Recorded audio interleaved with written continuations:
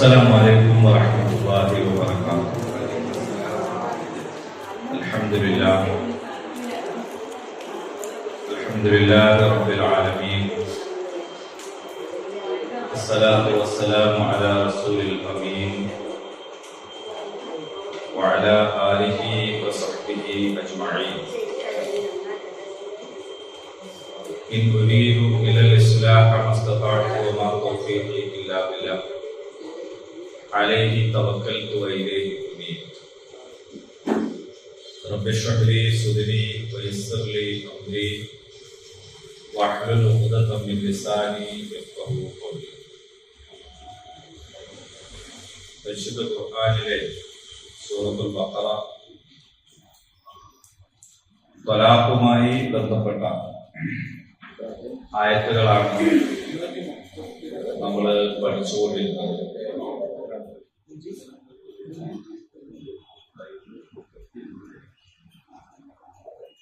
അതിന്റെ വിവിധ വശങ്ങൾ ഇതിനകം നമ്മൾ പഠിച്ചിട്ടുള്ള ആയത്തുകളിൽ വന്നു കഴിഞ്ഞിട്ടുണ്ട്. കുറേയേറെ കാര്യങ്ങൾ അതുമായി ബന്ധപ്പെട്ട് ഇനിയും മനസ്സിലാക്കേണ്ടതുണ്ട് എന്ന് നമ്മൾ പറഞ്ഞിട്ടുണ്ടായിരുന്നു. നമ്മുടെ നാട്ടില് ഇന്ന് നടന്നുകൊണ്ടിരിക്കുന്ന ഒരുപാട് കാര്യങ്ങൾ നമ്മുടെ ശ്രദ്ധ ഇനിയും ചെന്നെത്തേണ്ടതും തിരുത്തപ്പെടേണ്ടതുമായിട്ടുള്ള കാര്യങ്ങളാണ്. അത് ത്വലാഖ് എന്ന് പറയുമ്പോൾ ശരിക്കും പറഞ്ഞാല് അല്ലാഹു നമുക്ക് അനുവദിച്ചതിൽ തന്നെ വെറുക്കപ്പെട്ടത് എന്നാണ് പറയാറുള്ളത്. എന്നത് പറഞ്ഞാല് ഒരു സാധാരണ ദൈനംദിന സംഭവമായി ചെയ്യേണ്ട കാര്യമല്ല, മറ്റൊരു മാർഗവും ഇല്ലാത്തപ്പോൾ ചെയ്യേണ്ട ഒരു കാര്യം എന്ന നിലക്കാണ്. നല്ല ഒരു ഉദാഹരണം തോന്നിയത് പല്ല് പറിക്കണ പോലെ.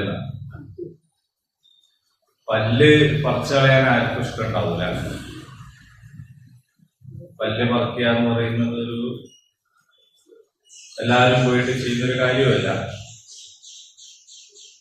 പക്ഷെ പല്ല് വേദന ആയാൽ എന്ത് ചെയ്യും? പല മരുന്നും പ്രയോഗിച്ചു നോക്കി, ഒരു മാർഗവുമില്ല. പല്ല് വേദന ശക്തമായി തുടരുകയാണ്. അപ്പൊ ഞാൻ ഇത്രയും കാലം ചവച്ച പല്ലല്ലേ, എന്റെ സ്വന്തം പല്ലല്ലേ എന്നൊന്നും വിചാരിച്ചിട്ട് കാര്യം ഉണ്ടാവില്ല. ആ പല്ല് പറിച്ചു കളയേണ്ടി വരും. അപ്പൊ പല്ല് പറിക്കുന്നേ എന്ത് പണിയായി ചെയ്തത്? ഇത്രയും കാലം എന്റെ വായിലുണ്ടായിരുന്ന ഒന്ന് പറിച്ചു കളയാണോ, നന്ദിയില്ല നിനക്ക് എന്നൊന്നും ചോദിച്ചിട്ട് കാര്യം.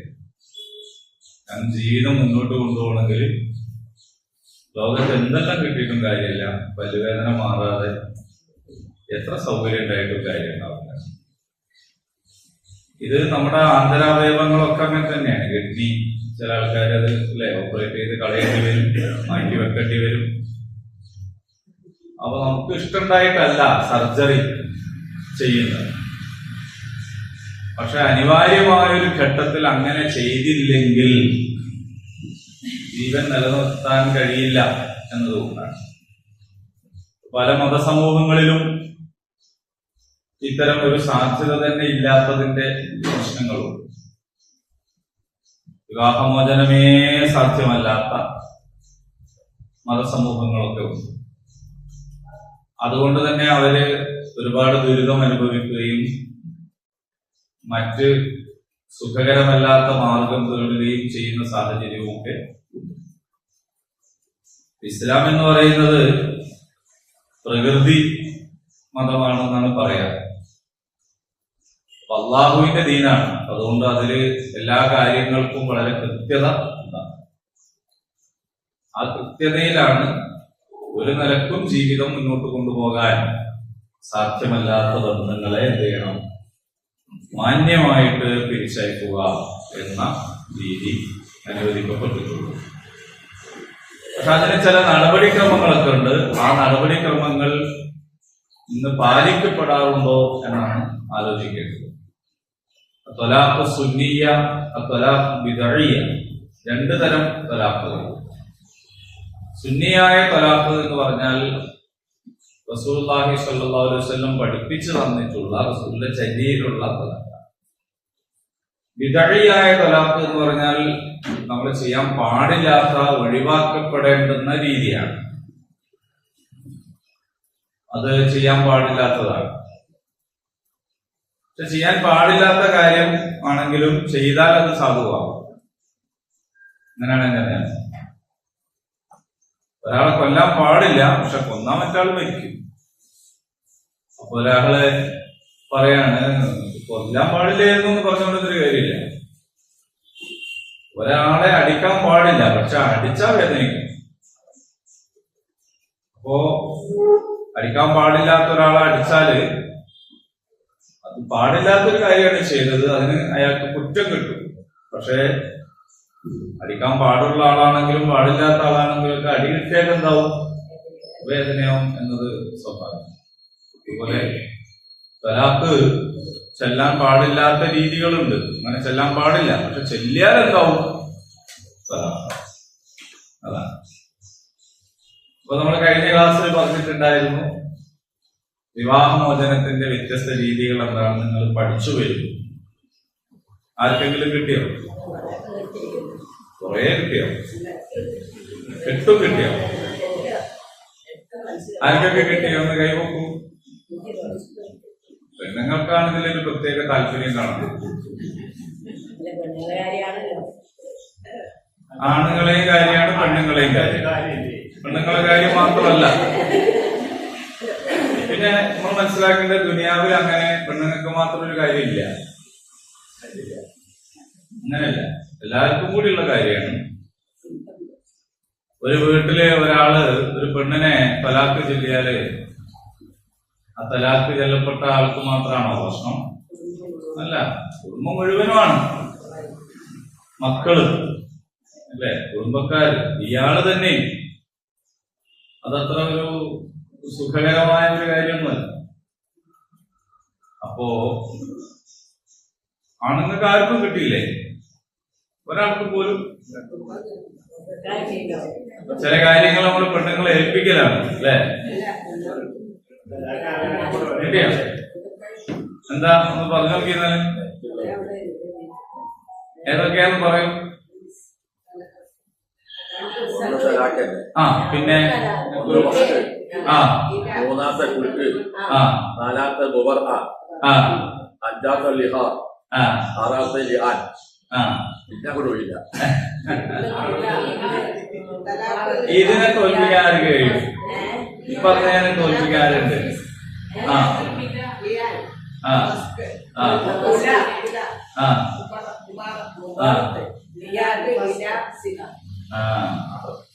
എത്രണ്ണായി?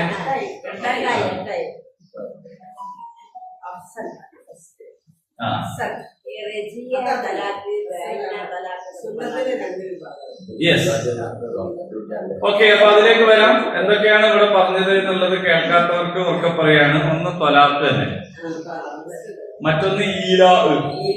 ഈലാ നമ്മൾ പറഞ്ഞു കഴിഞ്ഞതാണ് അല്ലെ? ഈലാ പറഞ്ഞതാണ്. പിന്നൊന്ന് ലിഹാർ, ലിഹാർ.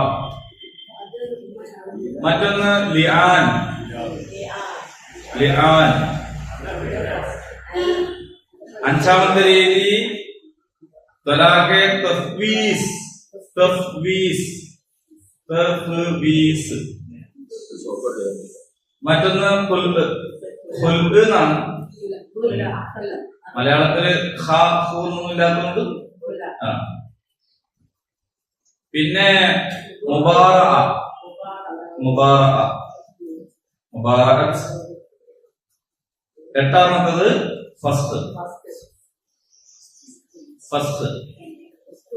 ഇതൊക്കെ നമ്മളെ കോടതി അംഗീകരിക്കുന്നതാണ് കേട്ടോ. നമ്മുടെ ഇന്ത്യയിലെ നീതിന്യായ വ്യവസ്ഥ അംഗീകരിക്കുന്ന മോചനങ്ങളാണ്. ഇതിലൊക്കെ ചില കേസുകൾ കയറി വരും. ചില വക്കീലന്മാര് വേറെ നിലക്ക് കാര്യങ്ങൾ അവതരിപ്പിക്കും. അപ്പോൾ ഒരു വിധി ഉണ്ടാവും. നമ്മുടെ കോടതിയുടെ പ്രത്യേകത, നമ്മുടെ നിയമവ്യവസ്ഥയുടെ പ്രത്യേകത, ഒരു വിധി പിന്നീട് റെഫറൻസ് ആവും. അപ്പൊ അത് ഇന്ന കോടതി ഇന്ന കേസിൽ ഇങ്ങനെ വിധിച്ചിട്ടുണ്ടായിരുന്നു എന്ന് പറയും. അങ്ങനെ പറയുമ്പോ അത് എന്താണ്, പിന്നെ നിയമമായി മാറും. പിന്നീട് അതിനെയും ക്രോസ് ചെയ്ത് വീണ്ടും ഒരു നിയമനിർമ്മാണം നടക്കണം, അല്ലെങ്കിൽ അത് അങ്ങനെ തന്നെ നിലനിൽക്കും.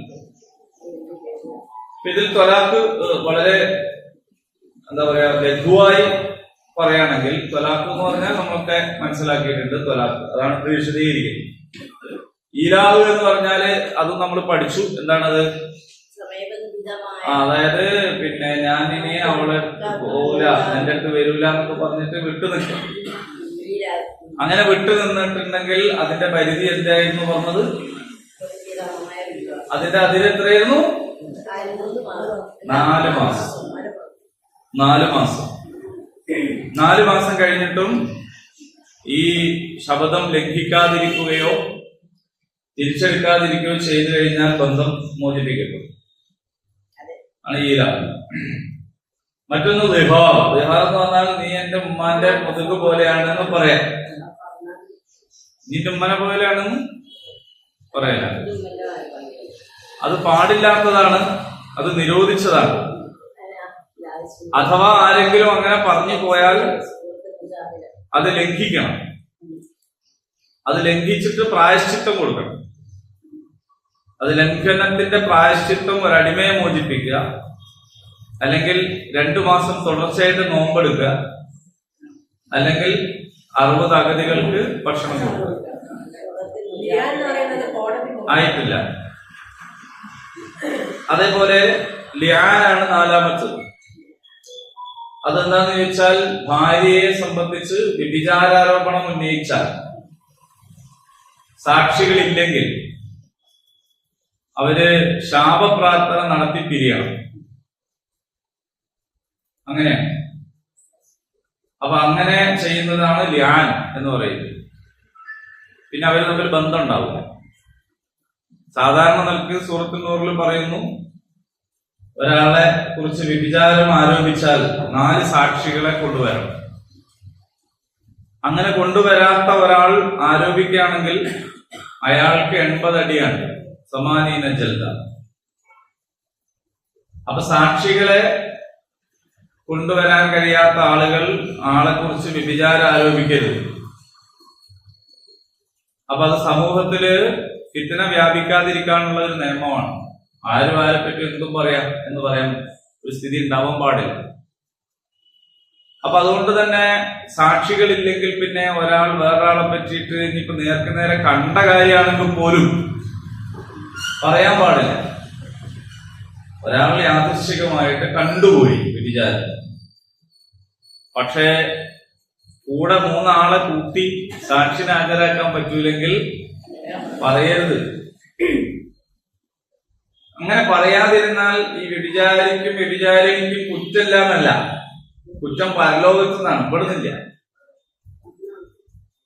മനസ്സിലായില്ലേ? അത് നമ്മളുടെ നിയമവ്യവസ്ഥ മുഴുവനും ദുനിയാവിൽ മാത്രം നിൽക്കുന്ന കേസല്ല. അപ്പൊ വ്യഭിചാരിക്കും കുറ്റമുണ്ട്, അത് പരലോകത്താണ്. ഇവിടെ കുറ്റമുള്ളത് 4 സാക്ഷികൾ കാണുന്ന രീതിയിൽ ഉള്ള വ്യഭിചാരത്തിനാണ്. അപ്പൊ അതിനെപ്പറ്റി മനസ്സിലാവും. ശരീരത്തിൽ എന്ന് പറയുമ്പോൾ തന്നെ വ്യഭിചാരി എറിഞ്ഞൂല്ല, കട്ടോന്റെ കൈവിട്ട് അങ്ങനെ പറയാറുണ്ട്. പക്ഷെ യഥാർത്ഥത്തില് വ്യഭിചാരിക്ക് ശിക്ഷ കൊടുക്കണമെങ്കിൽ 4 ആളുകൾ സാക്ഷി വേണം. വെറുതെ കണ്ടാ പോരാ, ഒരു റൂമിൽ നിന്ന് ഇറങ്ങി വരുന്നത് എന്നൊന്നും പറഞ്ഞാൽ പോരാ. അപ്പൊ അങ്ങനെ 4 ആളുകൾ കാണുകെ ഇത് ഒരാൾ ഈ ഒരു നീചവൃത്തിയിൽ ഏർപ്പെട്ടാൽ എന്ന് നിൽക്കാണ്. പക്ഷെ ഇത് വേറെ ഒരാളാണെങ്കിൽ അത് മിണ്ടാതിരിക്കാം. പക്ഷെ ഒരാൾ സ്വന്തം ഭാര്യയെ അങ്ങനെ കണ്ടാലോ, അതാണ് പ്രശ്നം. ഉണ്ടാതിരിക്കാൻ പറ്റുമോ? സാക്ഷിയൊന്നുമില്ല, അതുകൊണ്ട് ഞാൻ അങ്ങനെ പറയാൻ പറ്റൂല. അപ്പൊ അങ്ങനെ വന്നാൽ അയാൾ ഖാദിയുടെ മുമ്പാകെ എന്ത് ചെയ്യണം?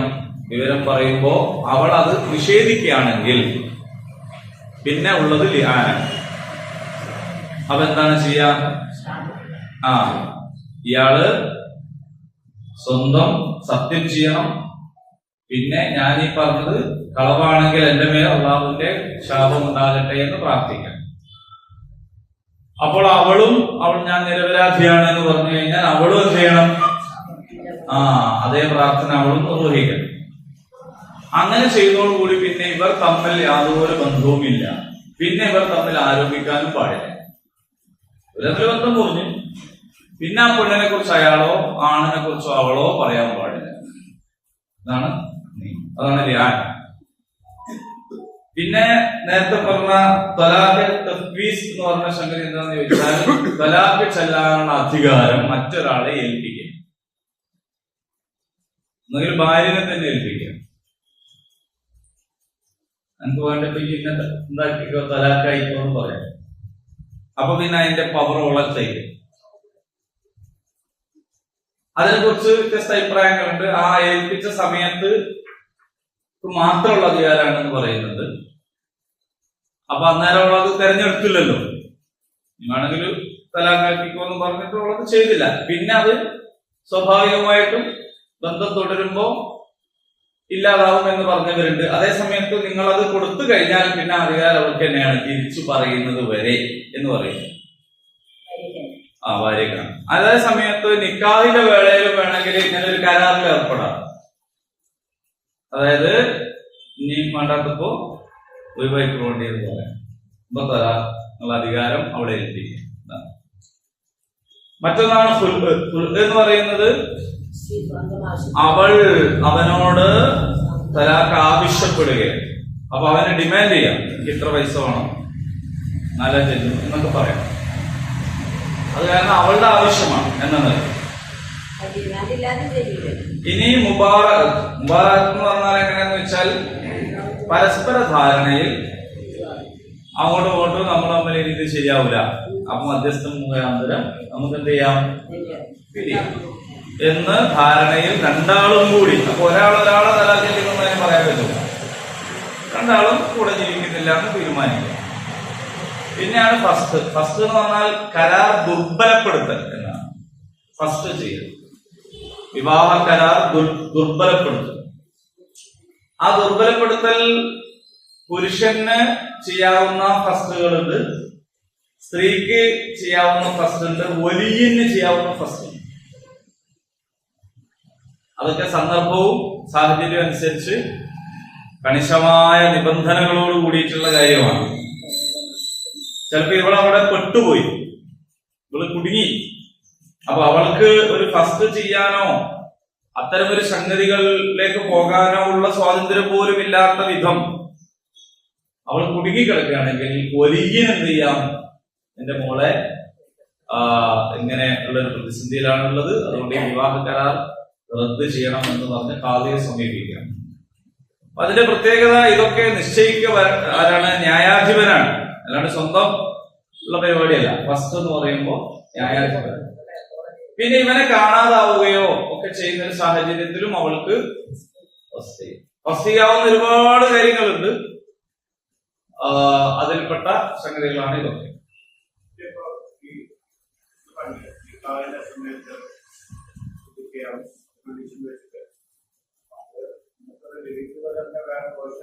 അതൊന്നുമല്ല, ലിവിംഗ് ടുഗദറിൽ കരാറില്ല, ബാധ്യതയില്ല, വിവാഹമോചന ശേഷം ആനുകൂല്യങ്ങളില്ല, ക്ലെയിം ചെയ്യാൻ പറ്റില്ല, ഒന്നുമില്ല. മൂത്ത മാരേജ് ഇല്ല. അത് പിന്നെ എന്താ പറയാ, പണ്ട് നിലനിന്ന ഒരു അനാചാരമാണ്. അതായത് ചടങ്ങ് വിവാഹം, താൽക്കാലിക വിവാഹം എന്നൊക്കെ പറഞ്ഞിട്ടുള്ള സമ്പ്രദായം ജാഹിലിയ ആളുകളിൽ ഉണ്ടായിരുന്നു.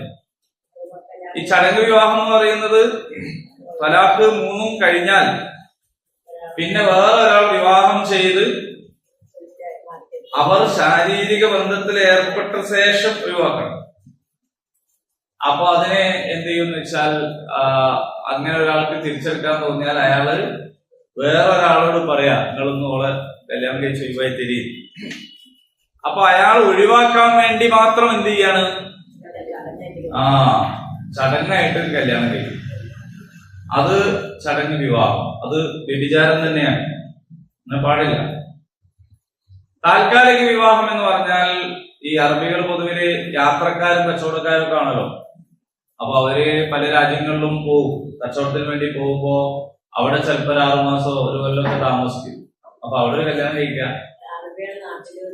എന്നിട്ട് കല്യാണം കഴിച്ചിട്ട് എന്ത് ചെയ്യാന്ന് വെച്ചാൽ ഇങ്ങോട്ട് പോരാൻ നേരത്ത് തലാഖിലേക്ക് പോരും. അത് താൽക്കാലിക വിവാഹം. അതും യഥാർത്ഥത്തില് വ്യഭിചാരമാണ്. അതൊരു കല്യാണം കഴിക്കുമ്പോ ഒഴിവാക്കാനല്ല കല്യാണം കഴിക്കട്ടെ. ആ വിവാഹം എന്തിനാണ്? അത് വളരെ പവിത്രമായ പരിശുദ്ധമായ ഒരു കാര്യമാണ്. ഈ ത്വലാഖിനെ കുറിച്ച് തന്നെ നമ്മൾ പഠിക്കുമ്പോൾ മനസ്സിലാവും യഥാർത്ഥത്തിൽ ത്വലാഖിന്റെ നിയമങ്ങൾ ത്വലാഖ് ഒഴിവാക്കാൻ വേണ്ടിയിട്ടാണ് എന്ന് തോന്നിപ്പോകുന്നുണ്ട്.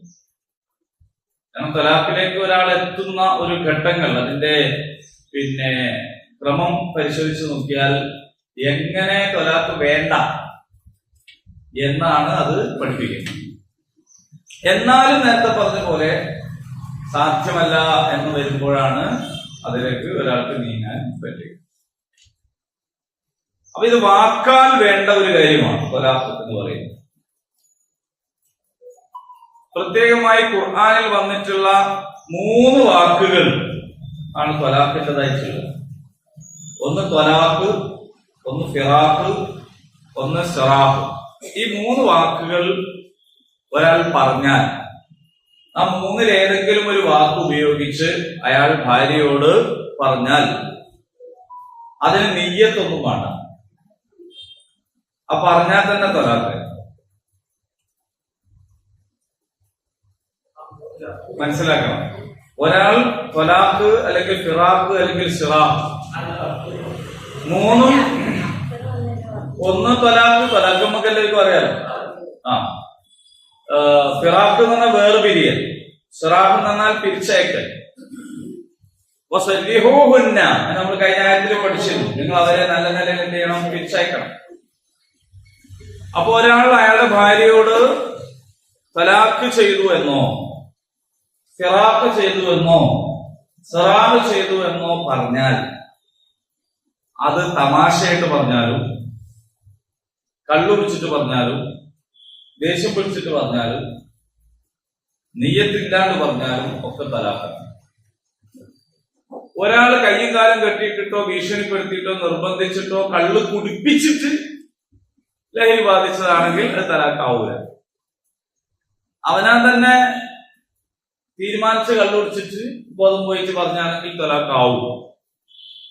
കാരണം അയാളുടെ ബോധത്തെ അയാൾ തന്നെയാണ് നശിപ്പിച്ചത് എന്നതാണ് അതിന്റെ കിട്ടുന്നത്. അപ്പൊ കള്ളുപിടിച്ച് വന്നപ്പോ പറഞ്ഞതാണ് എന്ന് പറഞ്ഞാൽ പറ്റില്ല. കള്ള അവൻ തന്നെ കുടിച്ചതാണെങ്കിൽ അത് നിയമമുണ്ട്. അല്ല, ഒരാളെ നിർബന്ധിച്ച് മയക്കുമരുന്ന് കുത്തിവെച്ചിട്ടോ മദ്യം കൊടുത്തിട്ടോ ലഹരി ബാധിച്ചതാണെങ്കിൽ അയാൾക്ക് കോടതി ഉതിര് കൊടുക്കും. ഇനി ഇങ്ങനെയല്ലാത്ത വാക്കുകളും ഉപയോഗിക്കും. ആ വാക്കുകൾ ഉപയോഗിക്കുമ്പോൾ പക്ഷെ നിയ്യത്ത് പ്രധാനമാണ്. ഇങ്ങനെ അല്ലാത്ത വാക്കുകളും തലാഖല്ല. നീ എന്റെ വീട്ടിൽ പോയിക്കോ, എനിക്ക് നീ വേണ്ട, എന്നെ പിരിച്ചുകൊണ്ടിരിക്കുന്നു, എനിക്ക് ഇന്നു മുതൽ നീ ഹറാമാണ്, ഇങ്ങനെയുള്ള വാക്കുകളും തലാഖിന് ഉപയോഗിക്കാം. പക്ഷേ അത് തലാഖ് നിയ്യത്ത് ചെയ്തിട്ട് പറഞ്ഞാലേ ആവുള്ളൂ. അല്ലെങ്കിൽ ഈ വീട് പോയിക്കോന്ന് അറിയുന്നവരൊക്കെ തലാഖായാലുള്ള കഥ എന്തായിരുന്നു? എനിക്ക് എന്നെ കാണാൻ വേണ്ട, എന്റെ അടുത്ത് ഇനി വരണ്ട, ഞാൻ നീ തമ്മിൽ ബന്ധമല്ല, നീ പിരിഞ്ഞിരിക്കുന്ന ഇങ്ങനെയൊക്കെയുള്ള വാക്കുകൾ പക്ഷേ തലാഖിന്റെ നിയ്യത്തോട് കൂടിയിട്ടാണെങ്കിൽ തലാഖ്, ഇല്ലെങ്കിൽ ആവൂല. പക്ഷെ നേരത്തെ പറഞ്ഞ വാക്കുകൾ നിയ്യത്തുണ്ടോ ഇല്ലേ, ബോധമുണ്ടോ ഇല്ലേ എന്നുള്ളതൊന്നും പ്രധാനമല്ല, അത് തലാഖ്. അപ്പോൾ ഒരു തലാഖ് എന്നതാണ് പേര്. അപ്പൊ എന്തൊക്കെയാണ് ഇതിന്റെ നടപടിക്രമം? ആദ്യം തന്നെ തലാഖ് അല്ലല്ല. രണ്ടാളുകൾ തമ്മിൽ ജീവിച്ചുകൊണ്ടിരിക്കുമ്പോൾ അവളെ ചെല്ലുന്നതിനാണല്ലോ തലാഖ് എന്ന് പറയാം. പുരുഷന്റെ അധികാരമാണ് തലാഖ്. അപ്പൊ അവളെടുത്ത് ഒരു തകരാറ് കണ്ടാൽ, യോജിക്കാൻ പറ്റാത്തൊരു കാര്യം കണ്ടാൽ ആദ്യം ചെയ്യേണ്ടത് മാന്യമായ നിലയിൽ സ്നേഹപൂർവമുള്ള ഉപദേശമാണ്. അതിലുള്ള നേരാവണില്ല. അങ്ങനെ കണ്ടു കഴിഞ്ഞാൽ കിടപ്പറയിൽ നിന്ന് മാറിക്കിടക്കുക എന്നാണ്. അപ്പൊ അതൊരു വല്ലാത്ത സുഹൃത്തു നിസാദിലാണത്. അതൊരു വല്ലാത്ത പ്രയാസവും എന്നെ മുട്ടയ്ക്ക് വേണ്ടല്ലോ എന്നുള്ളത് തോന്നലോ. അപ്പൊ അതൊരു അങ്ങനെ അവൾക്ക് മാറാനുള്ള അവസരമാണ്. അങ്ങനെ മാറിയിട്ടില്ലെങ്കിൽ ചില അതൊരു സൗകര്യമായിട്ട് എടുത്ത് ആവും, അപ്പൊ മാറൂലല്ലോ. അപ്പൊ അങ്ങനെ മാറിയിട്ടില്ലെങ്കിൽ പിന്നെ മുറിവ് പറ്റാത്ത വിധം, മുഖത്തല്ലാത്ത വിധം അടിക്കാന്ന് പറഞ്ഞാൽ എന്തല്ലോ എടുത്തോണ്ടൊന്ന് തല്ലലോ ആകെ അതൊന്നല്ല.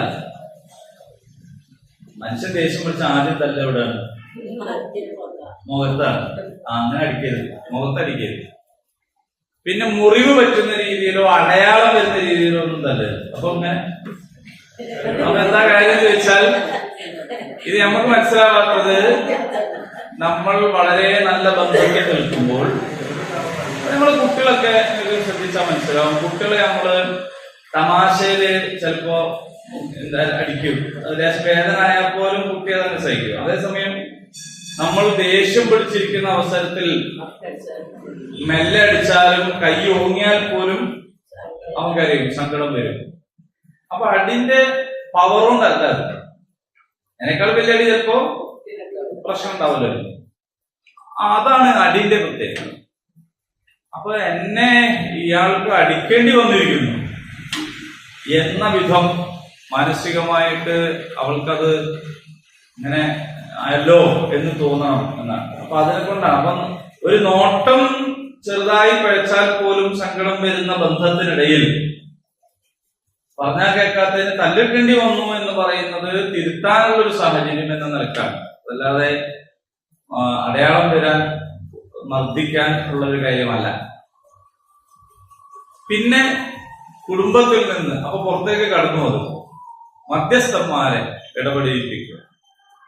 മാന്യന്മാരായ, സത്യസന്ധരായ, വൃത്തിയുള്ള ആൾക്കാരെ ഇടപെടിക്കുക. അത് പ്രത്യേകം പറഞ്ഞ എന്താന്ന് വെച്ചാല്, ഇല്ലെങ്കിൽ ഓലെന്നെ എന്താക്കൂ, ഇതൊന്നും നല്ലവർക്ക് പോകാനൊക്കെ ഒരു സാധ്യത ഉണ്ടെങ്കിലും അവർ തന്നെ ഇതിൽ ഇടപെട്ടിട്ട് പിന്നെ അവരുടെ ഈഗോ വർക്ക് ചെയ്യും. ഞാൻ പറഞ്ഞത് പോലെ എന്ന നിലക്ക് വരും. ഇവര് തമ്മിൽ വീണ്ടും നന്നാവാൻ മെനക്കിടുമ്പോഴും അയാളൊരു പ്രശ്നമായിട്ട് തീർക്കും. കാരണം അങ്ങനെ ഉണ്ടാവണ്ട എന്നുള്ള നില. അപ്പൊ നല്ല ആളെ മാത്രമേ ഇടപെടിപ്പിക്കാൻ പാടുള്ളൂ. ഇത്രയൊക്കെ ചെയ്തിട്ടും ഇവർ തമ്മിലുള്ള ബന്ധം നന്നാവുന്നില്ലെങ്കിൽ അവളുടെ ശുദ്ധികാലത്ത് ഒരു ത്വലാഖ് എപ്പോഴെങ്കിലും ചെല്ലലല്ല, ഒരു അശുദ്ധി കഴിഞ്ഞ് ശുദ്ധിയായി, ഹൈള് കഴിഞ്ഞ് ശുദ്ധിയായി ഇവർ ശാരീരിക ബന്ധത്തിൽ ഏർപ്പെടുന്നതിന് മുമ്പ് തലാഖ്. അതാണ് അനുവദിക്കപ്പെട്ട സാധനം.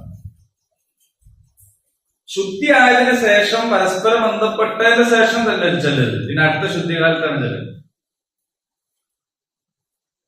അപ്പൊ എപ്പോഴാണ്? ശുദ്ധികാലത്ത് ആണ് തലാഖ്. പക്ഷെ ഒരുത്തൻ ഇതൊന്നും നോക്കാണ്ട് തലാഖ് ഇല്ലാൽ എന്താവും? തലാഖ് സാധുവാവും. തലാഖ് തന്നെയാണ്. പക്ഷെ അതിനെ അയാൾക്ക് കുറ്റം കിട്ടും. കാരണം ചെയ്യാൻ പറ്റാത്തൊരു പണിയാണ് അയാൾ ചെയ്തത് എന്നല്ല.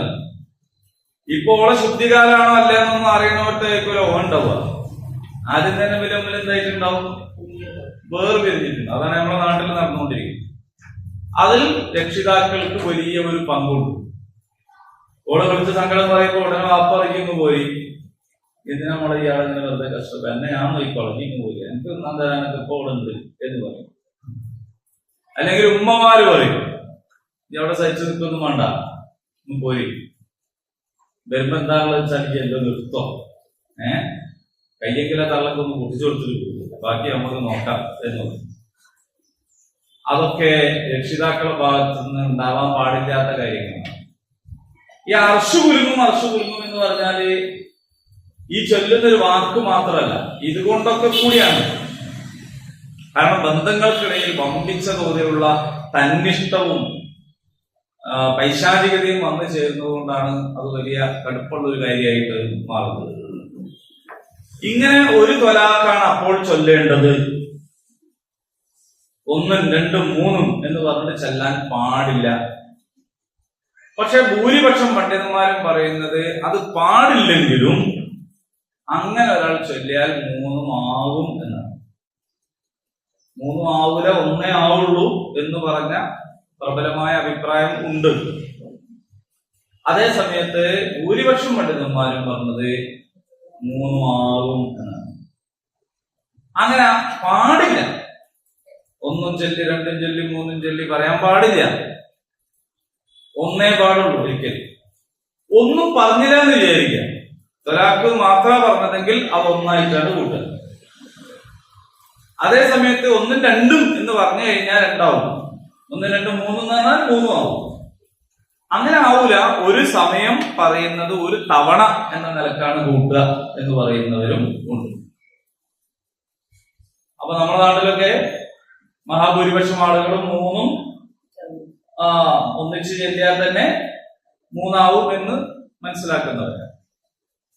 എന്തായാലും ദീനിയായി വേണ്ടത് എന്താന്ന് ചോദിച്ചാൽ ഒരു തലാഖ് ചൊല്ലല.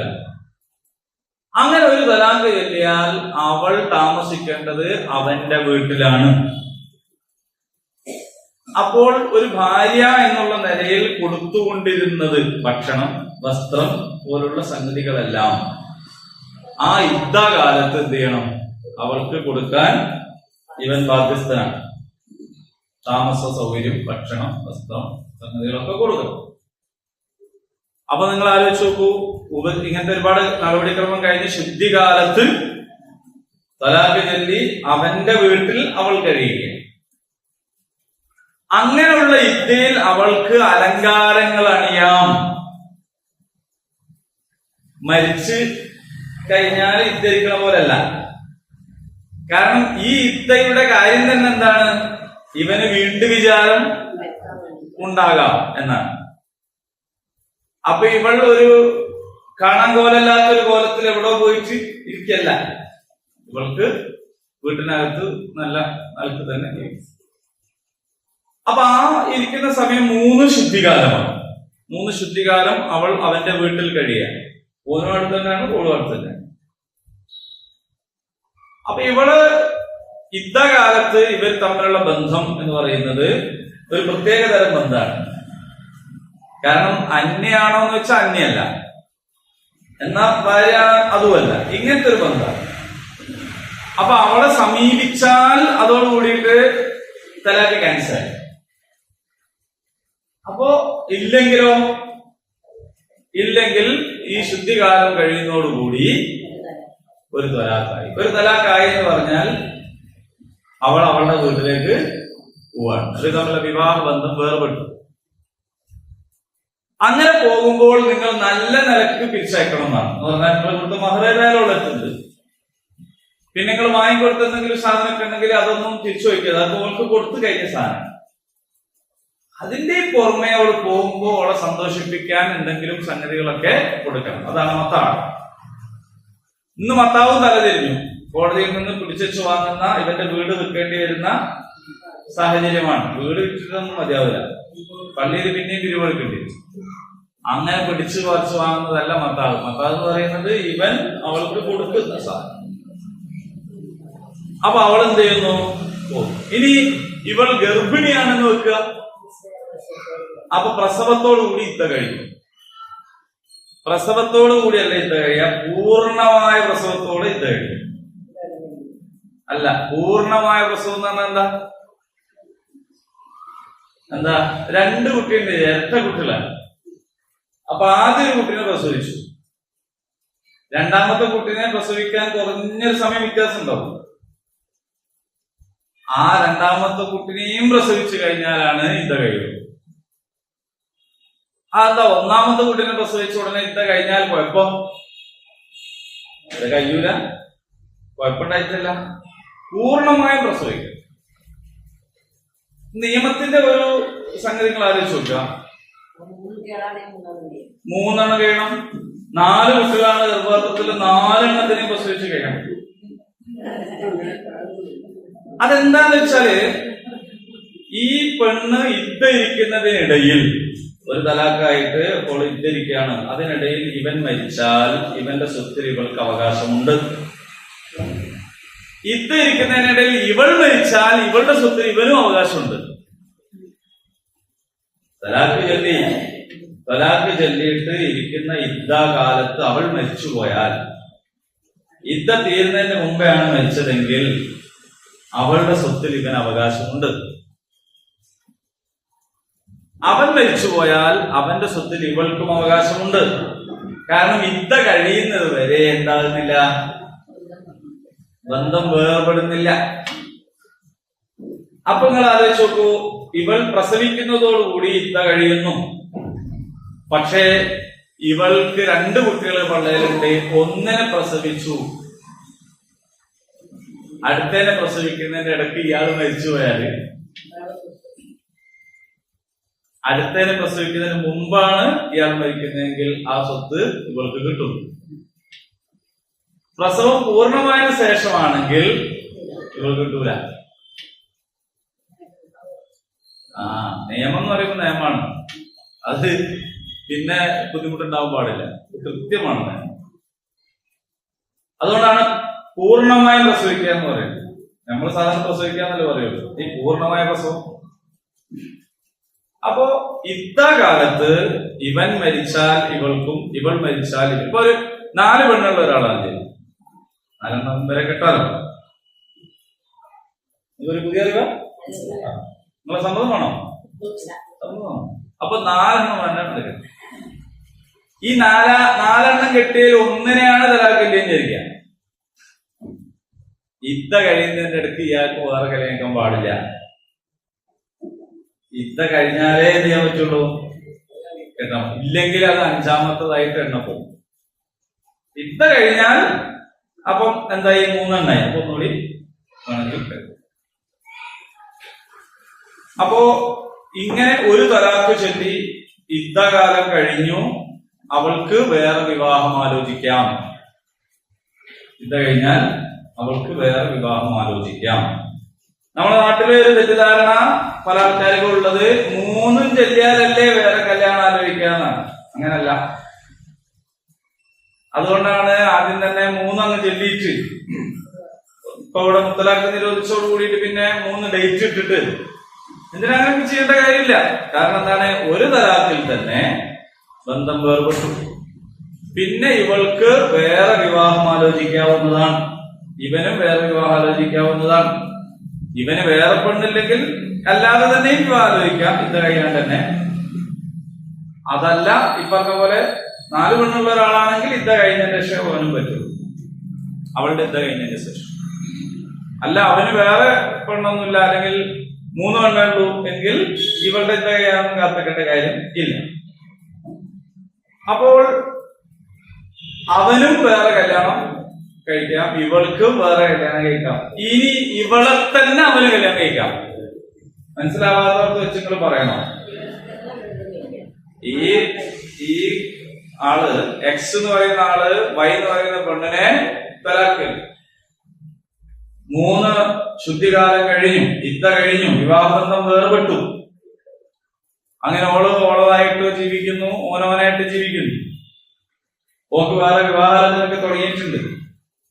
അപ്പൊ ഇവന് തോന്നാണ്, കണ്ടില്ലേ ഓളെ തന്നെ നല്ലായിരുന്നു, എന്തൊക്കെ പറഞ്ഞാലും കുറച്ച് കിരികിലൊക്കെ ഉണ്ടെങ്കിലും എന്താണ് ഒത്തൊപ്പിച്ച് പോവാം എന്ന് പുനരാലോചന തോന്നിയാൽ ഖുർആൻ പ്രത്യേകം പറയുന്നു, അത് നിങ്ങൾ മുടക്കരുത്. പള്ളി കമ്മിറ്റിക്കാരോട്, രക്ഷിതാക്കളോട്, നാട്ടുമധ്യസ്ഥന്മാരോട് ഖുർആൻ പറയാണ്, നിങ്ങളത് മുടക്കരുത്. നമ്മളെന്താ ചെയ്യാ, അവളോട് ഉൾക്കൊണ്ട് എനിക്ക് ഇതൊന്ന് കിട്ടിയ പോലെ ഇനി എനിക്ക് അങ്ങനെ ചോദിക്കരുത്. ഓന് വേണം തോന്നിയാൽ വിവാഹം ചെയ്യാം, അവൾക്ക് അതിൽ നിൽക്കാം, വേണ്ടാന്ന് പറയാം. അങ്ങനെ വിവാഹം ചെയ്യുമ്പോൾ 2 സാക്ഷികൾ വേണം, മഹർ വേണം, നിക്കാഹ് വേണം.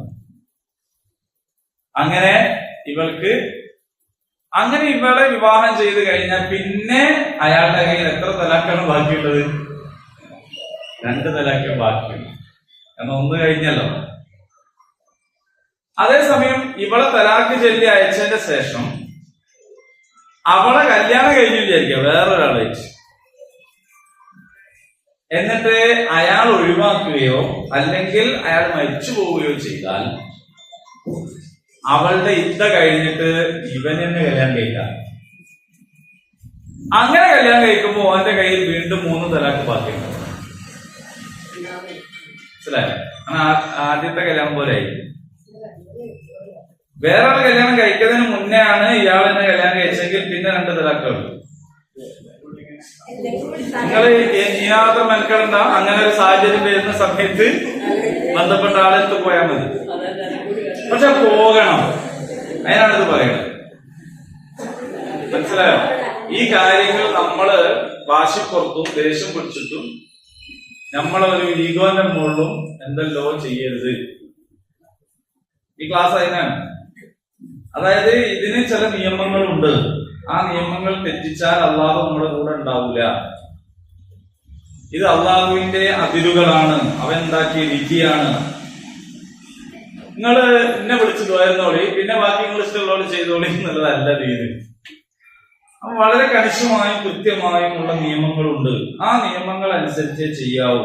ഇപ്പോഴാണ് അള്ളാഹു ഉണ്ടാവുക, അള്ളാഹ് നമ്മളെ കൂടെ ഉണ്ടാവുക. അപ്പൊ നമ്മളുടേതായ ഒരു ഈഗോ, നമ്മളുടേതായ ചില വാശി ഒക്കെ ഉണ്ടാവുമല്ലോ. ആ വാശിപ്പുറത്ത് കാര്യങ്ങൾ തീരുമാനിച്ച് ചെയ്താൽ നമ്മൾ ചെയ്യുന്നത് ഹറാമായി പോകും. കള്ളുടിക്കലും പന്നിയിറച്ചിയും മാത്രമല്ല ഹറാം. അപ്പൊ കണിശമായ ഇത്തരം നിയമങ്ങൾക്കിടയിൽ നമ്മൾ എന്ത് ചെയ്യാൻ പാടില്ല? ലംഘനങ്ങൾ ഉണ്ടാക്കാൻ പാടില്ല. അതിനാണ് ഇത് പറയുന്നത്. അപ്പൊ ഇനി ഒരാൾ 3 തലാഖ് ചൊല്ലേണ്ട സാഹചര്യം ഉണ്ടായി വിചാരിക്കുക. ഒരിക്കൽ ചൊല്ലി തിരിച്ചെടുത്തു, വീണ്ടും ചൊല്ലി തിരിച്ചെടുത്തു, വീണ്ടും ചൊല്ലിയാൽ പിന്നെ തിരിച്ചെടുക്കാൻ പറ്റൂല. അതാണ് നേരത്തെ പറഞ്ഞത്. കാരണം ഇതൊരു കളിതമാശയായിട്ട് ചെയ്യേണ്ട കാര്യമല്ല, ഗൗരവമുള്ള കാര്യമാണ്. ഇനി അങ്ങനെ അഥവാ ഒരാൾ 3ാമത്തതിലേക്കും പ്രവേശിച്ചാൽ പിന്നെ വളരെ സ്വാഭാവികമായി ഉള്ള കല്യാണം നടക്കണം, ചടങ്ങ് പറ്റൂല. ആ കല്യാണത്തിലും ഇപ്പറഞ്ഞതുപോലെ ഉപദേശവും കിടപ്പറമാറിക്കിടക്കലും മടിയും മധ്യസ്ഥവും പിന്നെ 1ാമത്തെ തലാക്കും ഇദ്ദയും ഒക്കെ കഴിഞ്ഞാൽ എന്ത് ചെയ്യാൻ പറ്റൂ? വീണ്ടും ഇയാൾക്ക് വേണമെങ്കിൽ തിരിച്ചെടുക്കാൻ പറ്റുള്ളൂ. ഇതാണ് തലാഖ് എന്ന് പറയുന്നത്.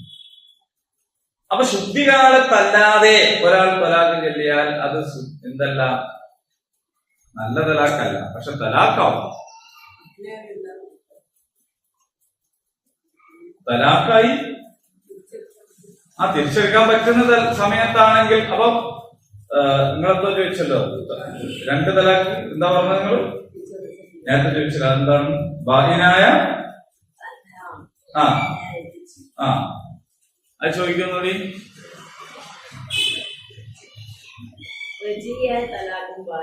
റജഇയായ തലാഖ് എന്ന് പറഞ്ഞാൽ തിരിച്ചെടുക്കാവുന്ന തലാഖ്. അപ്പൊ ഒരാള് ഒരു തലാഖ് ചൊല്ലിയാൽ എന്താണത്? തിരിച്ചെടുക്കാവുന്ന തലാഖ്. ഏതാ?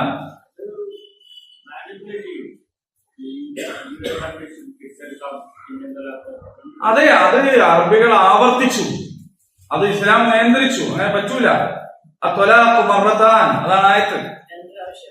ഇങ്ങനെ റജഇയായ തലാഖ് 2 പ്രാവശ്യമേ ഉള്ളൂ. നിങ്ങളിത് ആളെ ബുദ്ധിമുട്ടാക്കരുത്, പെണ്ണുങ്ങളൊക്കെ കളിപ്പിക്കരുത്. അവരെന്ത് ചെയ്തു? തലാഖല്ലോ, തലാഖ് അല്ലെങ്കിൽ പിന്നെയും തിരിച്ചു, പിന്നെയും തലാഖ്. അപ്പൊ ഇവൾക്ക് ഒരു ജീവിതമല്ല. അതാണ് ഇസ്ലാം ഇടപെട്ടിട്ട് പറയുന്നത്. അങ്ങനെയില്ല. തലാഖ് മർറതാൻ, തിരിച്ചെടുക്കാവുന്ന തലാഖ് 2 പ്രാവശ്യമേ ഉള്ളൂ. പിന്നെയും ചൊല്ലിയ തിരിച്ചെടുക്കുക. അതാണ് ബായിനായ തലാഖ്. ബായിനായ തലാഖ് എന്ന് പറഞ്ഞാൽ തിരിച്ചെടുക്കാൻ പറ്റാത്ത തലാഖ്. തലാഖിന് നിക്കാഹിനെ പോലെ സാക്ഷികൾ വേണം എന്നത് പിന്നെ ഒരു വ്യവസ്ഥയായിട്ട് പറയുന്നുണ്ട്. പക്ഷെ വേണ്ട എന്ന അഭിപ്രായം ഉണ്ട്. വേണ്ട എന്ന അഭിപ്രായം പറയാനുള്ള കാരണം, നമ്മളിപ്പോ അയാൾ സ്വന്തം ചെയ്യേണ്ട ഒരു കാര്യമാണുള്ളത്. അതിന് അയാളോട് തെളിവ് ഹാജരാക്കാൻ പറഞ്ഞിട്ട് പ്രത്യേകിച്ച് കാര്യമൊന്നുമില്ല. കാരണം എന്താണ്? ഇനി അദ്ദേഹത്തിന് അഥവാ സാക്ഷിയില്ലെങ്കിൽ ഒന്നുകൂടി ചൊല്ലിയാല് അതങ്ങ് കഴിഞ്ഞു. ഒരാള് തലാക്കില്ലേ, ഇപ്പൊ നമ്മളാരോട് പറയാണ് ഇതിന് സാക്ഷിയൊന്നുമില്ല പറ്റില്ല എന്നാല് നമ്മൾ പേര് രണ്ടാളെ അയാളോട് കിട്ടിയാൽ അതോടുകൂടി സാക്ഷിയായി. അപ്പൊ അതുകൊണ്ടാണ് അതിന് പ്രത്യേകിച്ച് കഥയില്ല. പക്ഷേ തലാഖിനും സാക്ഷി ഉണ്ടാവണം, രണ്ട് സാക്ഷികളുടെ രീതിയിൽ. അപ്പൊ നേർക്ക് നേരെ അവളോട് പറയാം, ഫോൺ വഴിയോ മെസ്സേജ് വഴിയോ ഒക്കെ ചെയ്യാം, കത്ത് അയച്ചു പറയാം.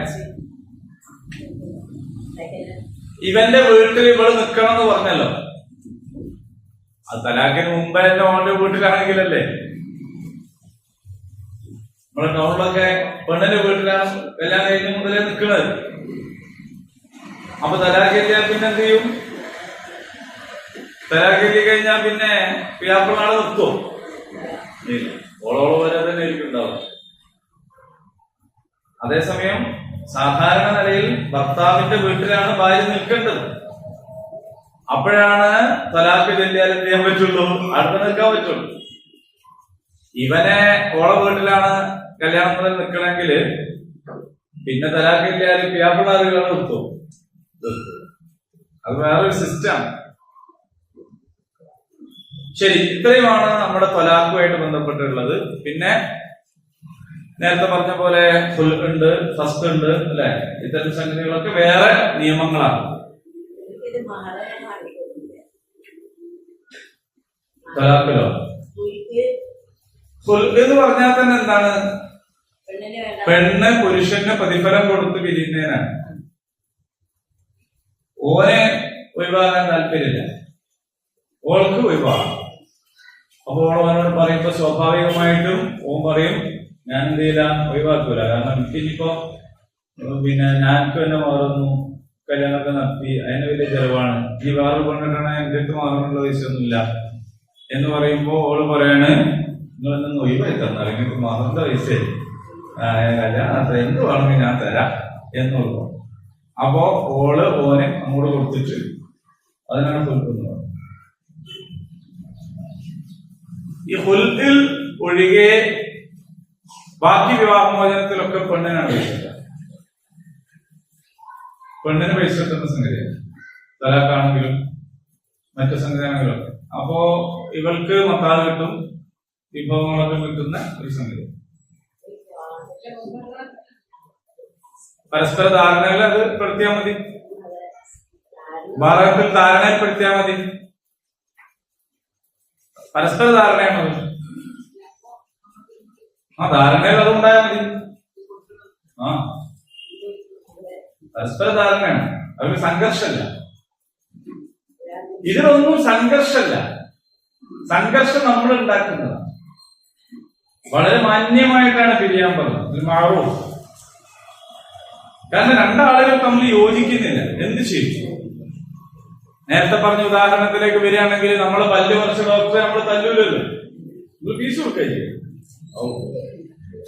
കാരണം ഈ വേദന സഹിക്കുണ്ടല്ലോ, ഇയാൾ വലിയൊരു ഉപകാരം. ശരി, അതേ സമയത്ത് നമ്മളെ അടിച്ചു പല്ല് പോയിക്കാൻ ആരെങ്കിലും വന്നാലോ നമ്മളായിട്ട് ഫീസല്ല കൊടുക്കുക. അതന്നെ എന്റെ സംഗതി. സംഘർഷമല്ല, മാന്യമായി വീണ്ടും കണ്ടാൽ ഒന്ന് മിണ്ടാൻ, അല്ലെങ്കിൽ ഒന്ന് സലാം പറയാൻ. ഖുർആൻ ക്ലാസ്സിനൊക്കെ ഒരേ ഖുർആൻ ക്ലാസ്സിൽ രണ്ടാൾക്കും വരാം, മുൻ ഭാര്യക്കും മുൻ ഭർത്താവിനൊക്കെ വരാം. മക്കളുടെ കല്യാണത്തിന് രണ്ടാൾക്കും പങ്കെടുക്കാം അല്ലേ? ഇവളുടെ ആദ്യ ഭാര്യയുടെ ഉമ്മനെയും വാപ്പനെയും കാണാൻ അയാൾക്ക് പോകാം,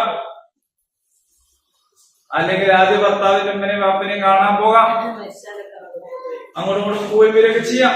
ഇങ്ങനെയൊക്കെയുള്ള ഒരു നല്ല ബന്ധം നമ്മളൊന്നും പിരിയും. ഓക്കെ, എന്താ പ്രശ്നം?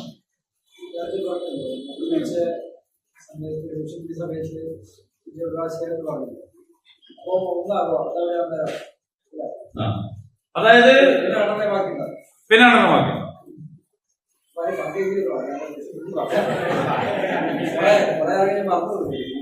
ആളുകളെ പലപ്പോഴും ഇത് ശ്രദ്ധിക്കാതെ പലതും വിളിച്ചു പറയും, പിന്നെ എന്നിട്ട് വീണ്ടും ഒന്ന് ജീവിക്കും. അതൊക്കെ ഒരു ഹറാമായ ബന്ധമാണ്.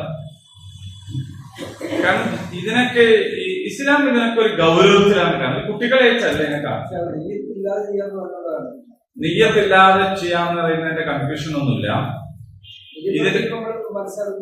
അല്ല, പക്ഷെ അതിന്റെ പ്രശ്നം എന്താന്ന് വെച്ചാല് ഒരാള് തലാഖ് ചെല്ലും, അത് ക്ലെയിം ചെയ്യാൻ നേരത്തെ ഇയാൾ പറയണേ ഞാനങ്ങനെ ഉദ്ദേശിച്ചില്ല എന്ന് പറഞ്ഞാൽ പിന്നെ എവിടെ വെച്ചാൽ അത് പിടിക്കാം? മനസ്സിലായോ? അതുകൊണ്ടാണ് ഇതിൽ തമാശല്ല. നിക്കാഹിലും തൊലാഖിലും തമാശല്ല. നിക്കാഹിന്റെതും അങ്ങനെ തന്നെയാണ്. ഒരാൾ എന്റെ മോളെ ഞാൻ കല്യാണം ചെയ്തു എന്ന് പറഞ്ഞു, മറ്റൊരാൾ ഞാൻ സ്വീകരിച്ചു എന്ന് പറഞ്ഞു, രണ്ട് സാക്ഷിയുണ്ട്. കുറച്ച് കഴിഞ്ഞാൽ പറഞ്ഞ ആ വെറുതെ പറഞ്ഞ കാര്യമില്ല. തമാശ പറഞ്ഞാലും അതെന്താണ്?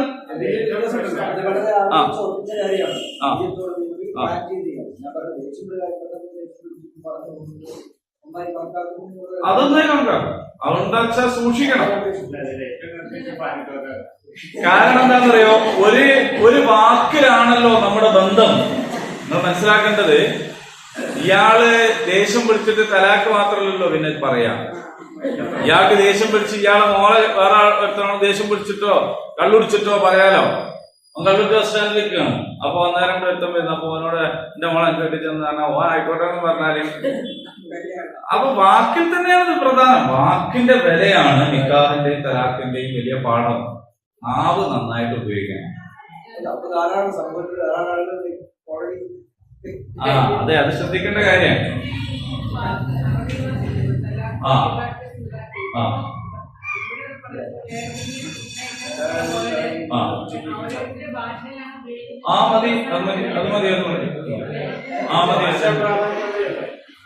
അതായത് ഇതൊക്കെ നിയമമാണ്.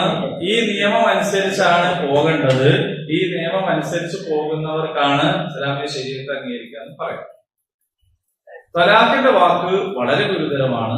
അതേസമയത്ത് ദേഷ്യം പിടിച്ച് എന്റെ പുറകെ പോയിക്കോ, എനിക്ക് എന്നെ വേണ്ട എന്നൊക്കെ പറഞ്ഞാലൊന്നും തലാഖാവൂല. അതാവൂല. ഇല്ല, അതല്ല ആവുക. അവിടെയാണ് ശ്രദ്ധിക്കണം. അതായത് ഖുർആനിൽ ഇതിനു വേണ്ടി പ്രയോഗിച്ച 3 വാക്കുകൾ, ഒന്ന് ത്വലാഖ്, ഒന്ന് ഫിറാഖ്, ഒന്ന് സിറാഖ്. ഈ വാക്ക് തമാശയായിട്ട് പറയും. അത് ഖുർആനിൽ വിവാഹമോചനത്തിന് വേണ്ടി പ്രയോഗിച്ച 3 പദങ്ങളാണ്. അപ്പൊ കർമ്മശാസ്ത്രകാരന്മാർ അതിൽ നിന്നാണ് പറയുന്നത്, ഈ 3 പദങ്ങൾ ഉപയോഗിച്ചുകൊണ്ട് ഒരാൾ വിവാഹമോചനം ചെയ്താൽ അതിൽ തമാശയില്ല, അത് തലാഖാവും. അതില് ഞാൻ കള്ളുടിച്ചപ്പോ പറഞ്ഞാൽ പറഞ്ഞ കാര്യമില്ല, ദേഷ്യം പിടിച്ചപ്പോ പറഞ്ഞാൽ കാര്യമില്ല. അതേസമയത്ത് ഒരാൾ ദേഷ്യം പിടിച്ചിട്ട് കള്ളൊന്നും കുടിക്കാൻ തന്നെ ദേഷ്യം പിടിച്ചിട്ട് ഈ പോലെ പോയിക്കോ, എനിക്ക് എന്നെ വേണ്ട, ഞാൻ ഇനി എന്റെ അടുത്ത് വരൂല, അല്ലെങ്കിൽ ഞാനില്ലായിട്ടൊരു ബന്ധവുമില്ല എന്നൊന്നും പറയുന്നത് കൊണ്ട് തലാഖാവൂല. അങ്ങനെ പറയുന്നതും തലാഖാവും നിയ്യത്തുണ്ടെങ്കിൽ. അവിടെ നിയ്യത്ത് പ്രധാനമാണ്. ഇടപെടുന്ന ആളുകൾ ആരായിരിക്കണം എന്നതിനും ദീനിൽ വളരെ കൃത്യമായ ധാരണയുണ്ട്. ഇടപെടുക എന്ന് പറയുന്നത് ആരാണ് ചെയ്യാം? ഒന്നുകിൽ ഖാദിയാണ് ചെയ്യാം, അതൊരു ചെറിയ പണിയല്ല. അല്ലെങ്കിൽ ഭരണാധികാരിയാണ് ചെയ്യാം. ഇസ്ലാമിൽ അതും ഒരു പദവിയല്ല. അതുകൊണ്ടല്ലേ ഉമർ എന്ന് പറഞ്ഞത്, നിങ്ങള് ആലോചിച്ച് തീരുമാനിച്ചോളി, ആലോചിക്കണേ എന്റെ മോനെ കൂട്ടിക്കോളി, പക്ഷെ എന്റെ മോനെ ഒരിക്കലും കരയും പാറ്റരുത്. ഉമറിന്റെ കുടുംബത്തിൽ ആവശ്യത്തിനുള്ളതൊക്കെ പായിട്ട് എന്ത് ഖലീഫ എന്നതൊക്കെ ഉമർ തന്നെ മതി. അസാദിന്റെ കുടുംബത്തിൽ ഇനി വേണ്ട, വേറെ ആളായിക്കോളി. കാരണം ഒരാൾ ഭരണാധികാരിയാവുക എന്ന് പറയുന്നത്, ഒരു ചുമതലക്കാരനാവുക എന്ന് പറയുന്നത് അത് വളരെ വലിയ ഉത്തരവാദിത്വമാണ്. മഹല്ല പ്രസിഡന്റ് ആവുക എന്ന് പറഞ്ഞാല് പള്ളിയിലെ ഫാനും പൈപ്പും സാധനവും മാത്രമാണെങ്കിൽ വലിയ പ്രശ്നമൊന്നുമില്ല. അതേസമയത്ത് ഇതെല്ലാം അവരുടെ ചുമതലയാണ്. ആ ചുമതലയിൽ എന്തെങ്കിലും തകരാറ് സംഭവിച്ചാൽ കളി തമാശയൊക്കെ അങ്ങനെ മാറും. കാരണം ആളുകളുടെ ജീവിതം കൊണ്ടാണല്ലോ കൈകാര്യം ചെയ്യുന്നത്.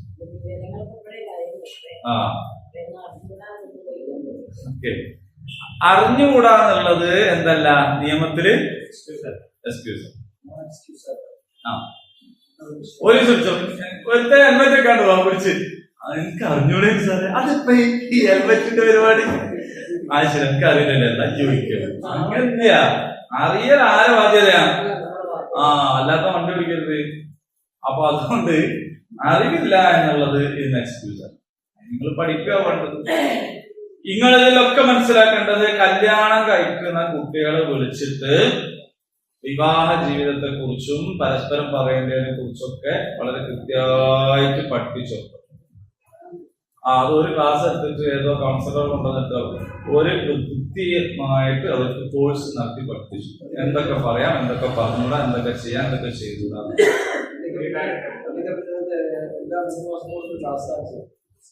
അല്ല, അത് ശരിക്കും വേണ്ടതാണ്. അത് വിവാഹിത പോസ്റ്റ് മാരിറ്റൽ കൗൺസിലിംഗ് നടത്താം.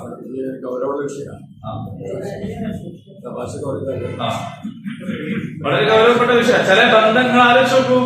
ഒരാള് ഈ വീരല്ലാണ്ട് ഒരാള് പിന്നെ തലാഖല്യോടോ കൂടെ പിന്നെ കഴിയണമെങ്കിൽ ഒരു സാഹചര്യം ആലോചിച്ച് നോക്കൂ. അതിലുണ്ടാകുന്ന മക്കളെ പറ്റി ആലോചിച്ച് നോക്കൂ. ഇതൊക്കെ പ്രശ്നമല്ലേ? അനന്തര സ്വത്ത് പ്രശ്നമല്ലേ? അനന്തര സ്വത്ത് പ്രശ്നമാണ്. യുദ്ധ കഴിയുന്നതിന് മുമ്പ് വേറെ കല്യാണാലോചന നടന്ന് വേറെ കല്യാണം നടന്നാൽ ഈ അനന്തരാവകാശത്തിലൊക്കെ പ്രശ്നമാണ്. ഒരുപാട് വിഷയങ്ങൾ അതിലൊക്കെ വരുന്നുണ്ട്.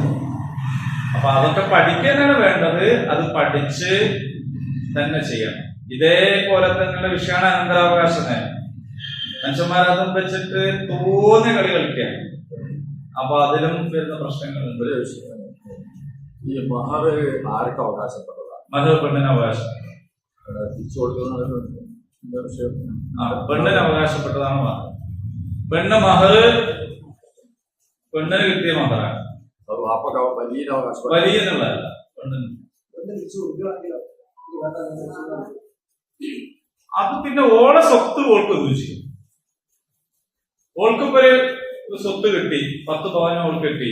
ഓള് അത് മക്കൾക്ക് കൊടുക്കാം, അല്ലെങ്കിൽ കുടുംബക്കാർക്ക് കൊടുക്കാം, ഭർത്താവിന് കൊടുക്കാം. അതിന് കുഴപ്പം. പക്ഷെ അതൊക്കെ എങ്ങനെയായിരിക്കണം എന്ന് വെച്ചാൽ അള്ളാഹു അലീം ഹബീർ, അള്ളാഹു എല്ലാം സൂക്ഷ്മമായി അറിയുന്നവനാണ്. എന്ന് പറഞ്ഞിട്ട് പിന്നെ വേറെ രക്ഷയിലായിട്ട് ഓള് ഊഹിത്തന്നാണെങ്കിൽ അത് ഓള് കൊടുത്തതായിട്ട് പറയാൻ പറ്റൂല. സ്നേഹം നൽകണം. അല്ല, ബന്ധം പിരിയാൻ പറ്റില്ല. ബന്ധം പിരിയുന്നിടത്തുള്ള കൊടുക്കല് ഇതിന് ബാധ്യതകളുണ്ട്, നിയമങ്ങളുണ്ട്.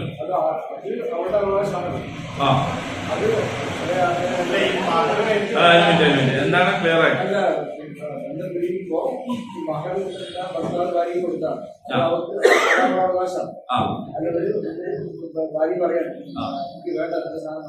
അതിന് കുഴപ്പമില്ല. അങ്ങനെ പറയാറുണ്ട് അധികം ആൾക്കാർ. ഓന്റെ ഒന്നും വേണ്ട അവിടെ എന്നൊക്കെ പറയാം. പക്ഷെ പറയേണ്ട കാര്യമില്ല. അത് ഓന്റെതല്ല, അത് ഓടതാണ്. അത് ഓന്റെതല്ല ശരിക്കും.